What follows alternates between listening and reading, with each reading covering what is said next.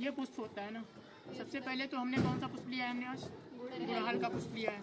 इसके बारे में जान लेते हैं। जो गुड़हल का पुष्प होता है इसका वैज्ञानिक नाम क्या होता है? हिबिस्कस रोज़ा साइनोसिस होता है। फैमिली कौन सी होती है? मालवेसी फैमिली से होता है। ठीक, तो पुष्प जो होता है परागण की जो प्रक्रिया होती है उसमें अपनी महत्वपूर्ण भूमिका निभाता है। तो पुष्प में जो भाग होते हैं, हमने अभी तक पढ़ा पुष्प के 4 भाग होते हैं। कौन कौन से होते हैं? बाह्य दलपुंज, दलपुंज और पुमंग और जाया, 4 भाग होते हैं। तो जो एक इसका रंगीन भाग होता है, पुष्प का जो रंगीन भाग होता है 4 या 5 पंखुड़ियों में बटा होता है। ये कौन सा होता है आपका?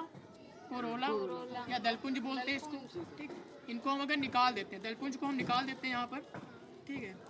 यही कीटों को आकर्षित करते हैं। रंगीन इसलिए होते हैं कीटों को आकर्षित करने के लिए। कोई कोई पुष्प होता है कि मतलब कि गंधहीन होता है, इसीलिए वो रंगीन होता है। जैसे गुड़हल का पुष्प, इसमें कोई सुगंध नहीं होती है, तो कीटों को कैसे आकर्षित करेगा? रंगों के द्वारा। ठीक, अब बात करते हैं कैलिक्स के। कैलिक्स क्या होता है? ये जो छोटी छोटी कलिकाएं होती है, ये वाली, ये होती है कैलिक्स। ये कली अवस्था में पुष्प की रक्षा करती है। बस इसमें इतना ही आपको कहना है, कली अवस्था में पुष्प की रक्षा कौन करती है? कैलिक्स। इनको क्या कहेंगे हम? बाह्य दलपुंज। ठीक है। अब बाह्य दलपुंज और होता है पुमंग और जाया। पुमंग क्या होता है? नरजनन भाग होता है। जाया मादा जनन भाग। इसको एंड्रोसियम और गायरोसियम भी बोलते हैं। इतना जो भाग होता है आपका, पुष्प का कौन सा भाग होता है? नरजनन भाग यानी पुमंग होता है। बाकी जितना भाग होता है पूरा क्या होता है? जाया होता है। यही एक ऐसा पुष्प पपीता का पुष्प होता है जिसको, और ये आता है धतूरे का पुष्प। ठीक, कैसा पुष्प होता है? ये द्विलिंगी होता है, इसीलिए उभयलिंगी भी इसको कहते हैं। गुड़हल के पुष्प को उभयलिंगी भी कहते हैं। नर और मादा दोनों पाए जाते हैं इसमें। ठीक, हम इसको हटा देते हैं।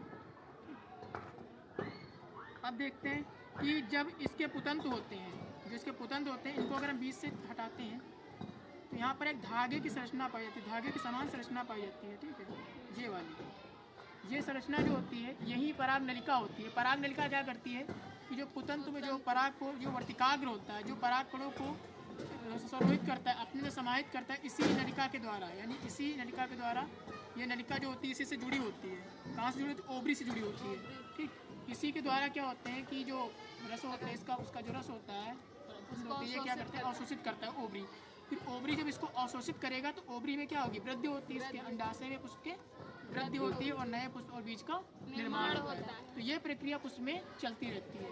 ठीक, बाकी जो परागण रहेगा आपका, परागण तो आप सभी को पता है कितने प्रकार का होता है? 2 प्रकार का होता है। स्वपरागण होता है। कितने प्रकार से होता है?